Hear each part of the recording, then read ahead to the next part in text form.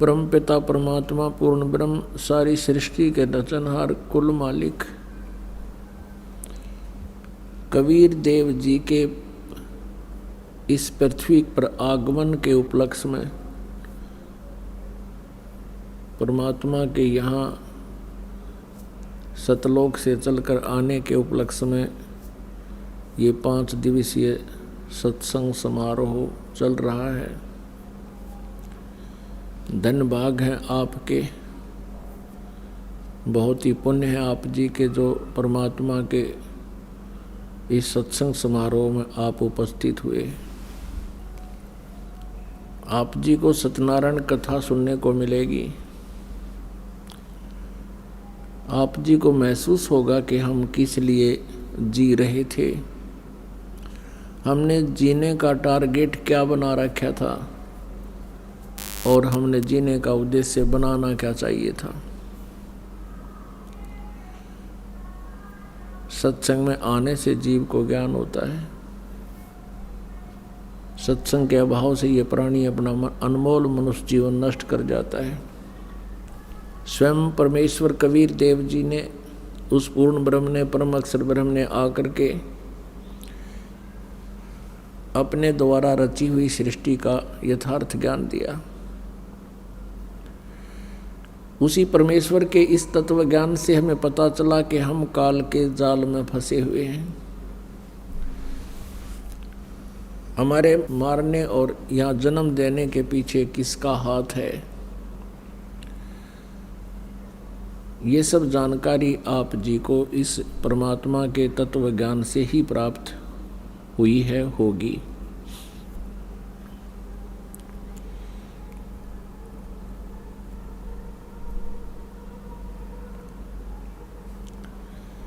आप ये देख रहे हो,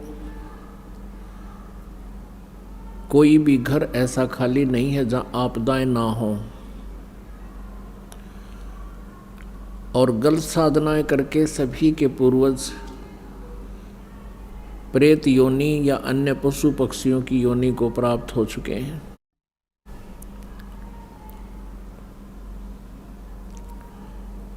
इसके पीछे इसका कारण जो है ये अज्ञान है, नकली गुरु हैं, तत्व ज्ञानहीन ये संत हैं जिन्होंने परमात्मा को पहचाना नहीं, समझा नहीं, सदग्रंथों को भी ठीक से नहीं जाना।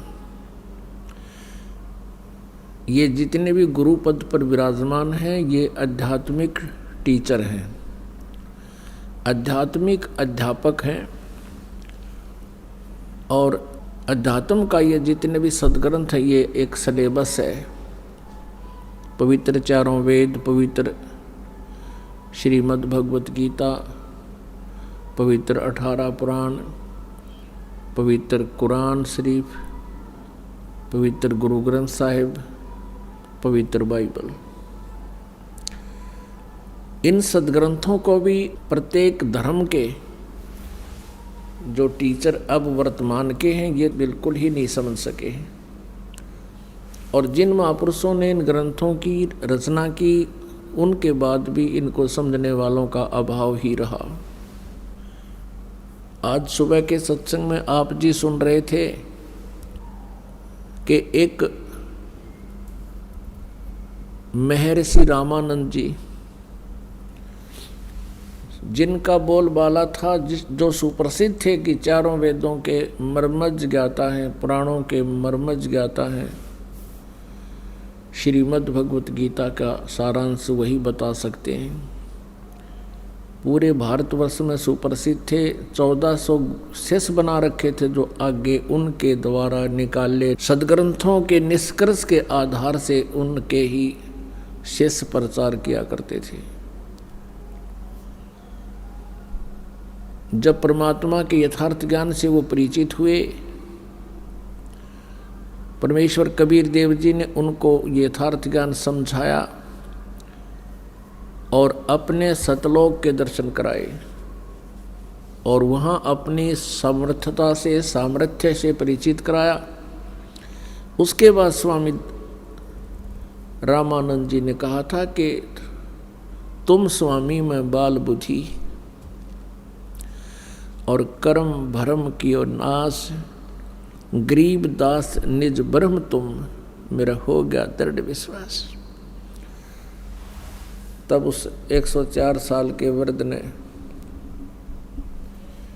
ये कहा था कि मेरा ज्ञान तो ऐसा है जैसे बालक का होया करे। मेरा टारगेट केवल स्वर्ग जाने का था, उद्देश्य स्वर्ग जाने का था, और विष्णु जी को मैं सुप्रीम पावर मानता था। आपके यथार्थ ज्ञान से, आपके तत्व ज्ञान से अब मेरी आंखें खुल गई। परमात्मा के दर्शन होने के उपरांत स्वामी रामानंद जी ने अपने उन 1400 शिष्यों को बुलाया, उनसे कह दिया था कि आज के बाद मैं तुम्हारा गुरु नहीं हूँ, मुझे कोई ज्ञान नहीं सदग्रंथों का, मैं अपना जीवन, अपना उद्देश्य, अपनी भक्ति विधि अब परिवर्तित कर रहा हूँ, चेंज कर रहा हूँ। और आप जी से भी प्रार्थना करता हूँ कि आप भी इसका गहनता से विचार करके, और ये स्वयं परमेश्वर आए हुए हैं कबीर जी, इनसे ज्ञान ग्रहण करो, दीक्षा ले लो। लेकिन ये महिमा की भूख है। पुण्यात्माओं, जो भी अच्छी आत्माएं हैं ये भगवान के लिए निकलती हैं, परमात्मा के लिए तड़फते हैं। इनको फिर ऐसे गुरु मिलते रहे जिनके पास कोई ज्ञान था नहीं, और फिर उनको वो आगे अपना जो है सबॉर्डिनेट बना देते रहे। सबॉर्डिनेट बनाने के बाद फिर वो आगे फिर अपने अपने शिष्य अलग से बना लेते हैं। वो प्रभुता की चाह उनसे छूटी नहीं। और रामानंद वो ब्राह्मण थे, और ब्राह्मण वाला कर्म उन्होंने किया। ब्राह्मण सोए जो ब्रह्म पहचाने हैं। उसके बाद रामानंद जी का विरोध करने लग गए वो ब्राह्मण, और 1400 ऋषि भी उनसे विमुख हो गए, उनके शिष्य भी। परमात्मा कबीर जी कहते हैं, राज्य तजना सहज है, सहज त्रिया का ने, मान बढ़ाई ईर्षा दुर्लभ तजना ये। इनके तजे बिना परमात्मा निकट नहीं आ सकता। अब रामानंद जी ने ये शब्द कहे कि तुम स्वामी मैं बाल बुद्धि, आप मेरे गुरु जी, मैं आपका बच्चा, मुझे स्वीकार करो। तब परमेश्वर ने कहा कबीर जी ने कि स्वामी जी, आप मुझे समझ चुके हो, मेरे उद्देश्य से भी परिचित होजिए। मेरे उद्देश्य से परिचित होकर के आप मेरा सहयोग दीजिए। परमात्मा ने बताया कि ये काल का जाल है। स्वामी रामानंद जी को बिल्कुल स्पष्ट समझा दिया, वो भी मान गए इस बात को। फिर परमेश्वर ने कहा कि आप मेरे गुरु बने रहना, लेकिन साधना जैसे मैं बताऊं ऐसे आप कीजिए। गुरु शिष्य के नाते को आप बनाए रखना, क्योंकि आने वाले समय में, कलयुग में, बिचली पीढ़ी में, जब बहुसंख्या में हंस पार होंगे, उस समय ये काल के दूत एक ही आंट अड़ा देंगे कि गुरु की कोई आवश्यकता नहीं है, और कहेंगे कबीर जी ने कौन सा गुरु बनाया था। इसलिए स्वामी जी, औपचारिक रूप से आप मेरे गुरु बने रहिए, लेकिन वास्तव में तो साधना ये दास बताओ ऐसे आप कीजिए, आपका कल्याण हो जाएगा। अब परमात्मा कबीर जी के उस आग्रह को स्वामी रामानंद जी टाल नहीं सके, बल्कि उनका आत्मा बहुत दुख पा रही थी, और महसूस करते रहे काफ़ी दिन तक कि मैं कर तो गलत रहा हूँ।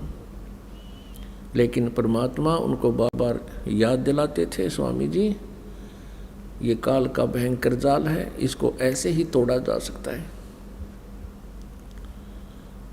तो पुण्यात्मा, गुरु इस आध्यात्मिक मार्ग में अति आवश्यक है, लेकिन गुरु पूरा हो। ये नकली गुरुओं से बात बना नहीं करती।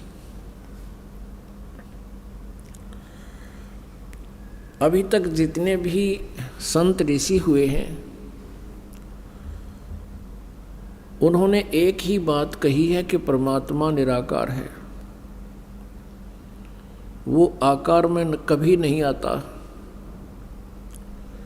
जबकि हमारे सद्ग्रंथ इस बात के गवाह हैं कि परमात्मा साकार है, वो मनुष्य सदृश है। पुण्यात्माओं, स्वामी रामानंद जी से परमात्मा कबीर जी की गोष्ठी उसके बाद भी बहुत बार हुई। रामानंद जी के मन की जो शंकाएं थी वो रह रह कर उपज रही थी। भले ही उन्होंने परमात्मा के दर्शन भी कर लिए थे और वो मान चुके थे कि जहाँ हम जाना चाहते थे वो लोक अस्थायी है, वो भगवान भी नाशवान है। फिर भी मन के शंका निवारण के लिए वो कई बार बहुत से प्रश्न कर दिया करते थे और परमात्मा कबीर जी उनका उत्तर दिया करते थे। क्योंकि भक्ति प्रारंभ होने के बाद भी बहुत सी शंकाएं शिष्य के मन में उत्पन्न होती रहती हैं।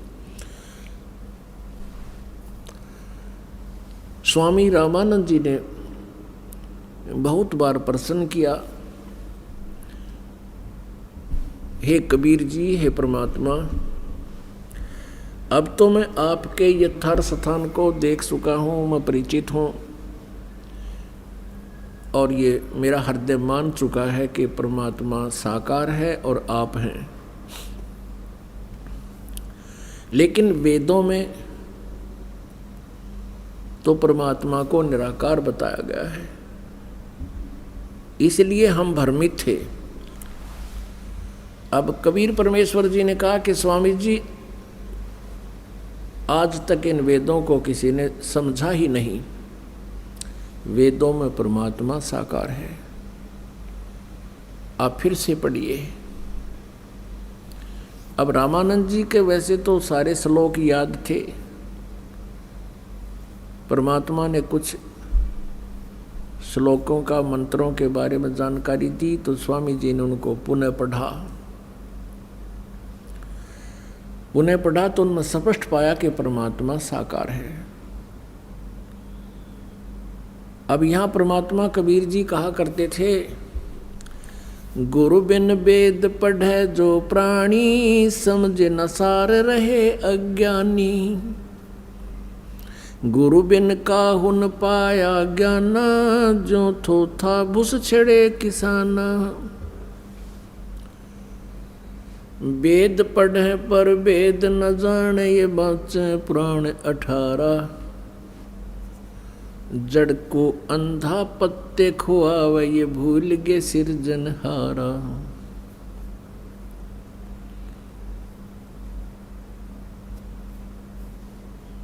अपनात्माओं, हमने सबसे पहले अपने इस मार्ग में जो शंकाएं आती हैं भक्ति मार्ग में, इनका निवारण करना चाहिए। शंका का समाधान हुए बिना ये प्राणी भक्ति पर लग नहीं सकता। और कबीर परमेश्वर जी कहते हैं, कहते माँ मुंडो उस संत की जिससे संशय न जाए। वो संत योग्य नहीं है जिससे शंका का समाधान ना हो, और आज तक शंका का समाधान किसी से नहीं हुआ कबीर परमेश्वर जी को छोड़, क्योंकि वो तो भगवान थे। और उन्होंने जो शंका का समाधान किया वो अन्य समाज ने स्वीकार नहीं किया। तो परमात्मा को समझने के लिए कबीर परमेश्वर जी ने स्वामी रामानंद जी को सृष्टि रचना सुनाई। अब यदि ये सृष्टि रचना स्वामी जी को पहले सुनाते परमात्मा, तो वह तो फिर अपने आप को बहुत विद्वान समझते थे और इस परमात्मा की सृष्टि रचना को यानी इस कथा को वो मात्र एक बनावटी कहानी समझते हैं। अब स्वामी रामानंद जी परमात्मा को सतलोक में देख चुके थे, तब परमेश्वर ने उनको सृष्टि रचना का ज्ञान दिया, जैसे धर्मदास जी को दिया अपनी प्यारी आत्मा को। ऐसे ही ज्ञान परमात्मा ने प्रत्येक उस पुण्यात्मा को दिया जिससे वो आकर विशेष रूप से मिले। वैसे तो परमेश्वर के 64 लाख शिष्य थे। उस समय जब परमात्मा कबीर जी सन 1398 में प्रकट हुए, सन 1518 में 120 वर्ष रह करके एक सहशरीर चले गए। वो 64 लाख का जो समूह था वो परमात्मा को पहचान नहीं सका। वो 64 लाख केवल इसी आधार से शिष्य बने थे, वो महादुखी थे और फिर सुखी हो गए। परमात्मा के पास आते ही, कबीर जी के पास आते ही उनके सैकड़ों सुख उनको प्राप्त होने शुरू हो गए। उनकी बहुत सी आपदाएं केवल दर्शन मात्र से, कुछ आशीर्वाद से, और फिर परमात्मा उनको भक्ति की विधि बताते थे। उस भक्ति से उनके संकट निवारण होने लगे, जिस कारण से वो 64 लाख शिष्य हो गए। और 64 लाख को बहुत लाभ हुआ, भक्ति भी उन्होंने मिली और संसारिक सुख तो गिनती ही नहीं थी। लेकिन कुछ एक हंस थे, जैसे आदरणीय धर्मदास साहिब जी, आदरणीय नानक साहिब जी, आदरणीय मलुकदास साहिब जी, आदरणीय गरीबदास साहिब जी, आदरणीय दादू दास साहिब जी, आदरणीय घीसा दास साहिब जी। ये वो पुण्य आत्मा थी, ये वो श्रेष्ठ आत्मा थी जिनको परमात्मा विशेष रूप से आकर मिले। और ऐसी आत्माओं को वो प्रत्येक युग में मिलते हैं, ऐसा विधान है विधि का। उसी आधार से अपने स्वभाववश वो परमात्मा इन पुण्यात्माओं को मिले और उनको मिलकर के अपने यथार्थ ज्ञान की जानकारी दी। और उन महापुरुषों ने फिर ढोल के डंके पर उस परमेश्वर की महिमा का आगे गुणगान किया। और जो वो 64 लाख शिष्य थे वो विद्वान नहीं थे, वो भक्तिहीन प्राणी थे, उनको केवल सांसारिक सुख की चाह थी। तो परमात्मा ने सोचा था कि ये इस लालच में ही कुछ भक्ति की साधना भी कर जाएंगे। मालिक को पता था कि पार नहीं हो सकते जब तक हमारी इस यथार्थ ज्ञान को और इस विधि को समझ नहीं लेते और यहाँ से हृदय नहीं हटेगा। लेकिन परमात्मा बड़े दयालु हैं, उनका एक प्रोसीजर अलग है जिसको जो जीव नहीं समझ सकता। 600 वर्ष पहले कबीर जी के 64 लाख से हुए थे। उन 64 लाख को परमात्मा ने इतना भक्ति युक्त कर दिया था कि इस बिचली पीढ़ी तक उनको मनुष्य जीवन प्राप्त होता हुआ आ रहा है।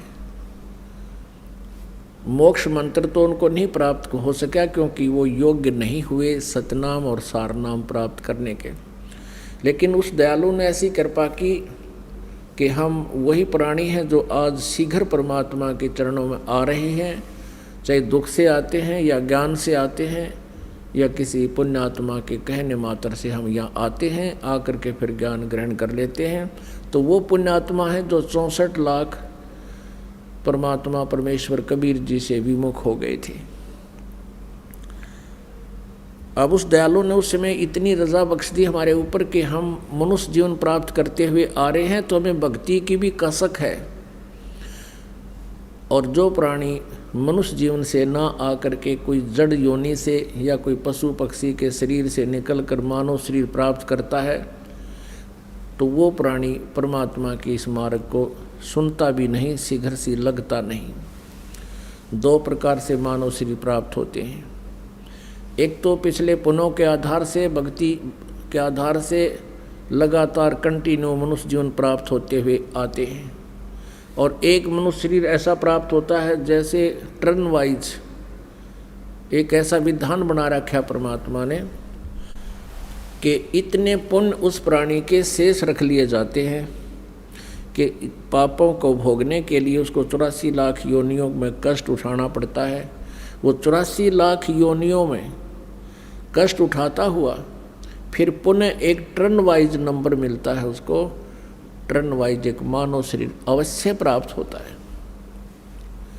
तो उस मानव शरीर के अंदर जो अन्य पशु पक्षियों की योनि से आया है उस प्राणी को भक्ति मार्ग पर लगने में बहुत कष्ट होता है, बड़ा टाइम लगता है, वो बहुत कठिनता से स्वीकार करता है। और जो पुण्यात्मा कंटिन्यूस आ रहे हैं, मनुष्य जन्म है, फिर मृत्यु होगी, फिर मनुष्य जन्म प्राप्त हो गया, पिछले पुण्य इतने हैं, तो आज उनको ये भक्ति मार्ग समझने में देर नहीं लगती। आप जी उन पुण्यात्माओं में से हो जो पीछे भी मनुष्य जीवन था आपका और उससे पीछे भी आप मनुष्य ही थे, लेकिन ये जो संकट कष्ट आज आपको सता रहे हैं, जो दिन रात एक पेट के लिए हम भटकते फिरते हैं, ये यातनाएं प्रत्येक मनुष्य जीवन में भी आपने भोगी हैं। और उस दौरान हो सकता है कोई पुत्र मर गया, कोई पुत्री मर गई, टक्कर मार कर रोए, कभी किसी बीमारी से मरे, ये हमारे ऊपर बने रहे। अब परमात्मा कबीर जी अपनी सृष्टि रचना के बारे में जानकारी देंगे और एक धर्मदास नाम के उनके शिष्य थे, बांधवगढ़ के रहने वाले थे। वो उन वरिष्ठ आत्माओं में से थे, उन वर्णीय आत्माओं में थे जिनको परमात्मा आकर मिलते हैं।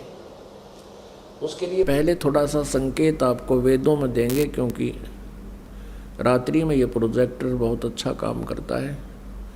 और पुण्यात्माओं, यहाँ ये सारी व्यवस्था प्रभु ने आप पुण्यात्माओं के लिए करवाई है। इतना बड़ा सेट बनवाया अपने बच्चों के लिए, इनके ऊपर पंखे की व्यवस्था करवाई, प्रोजेक्टर का प्रबंध करवाया अपने बच्चों से, इसलिए कि आप जी परमात्मा से परिचित हो जाएं।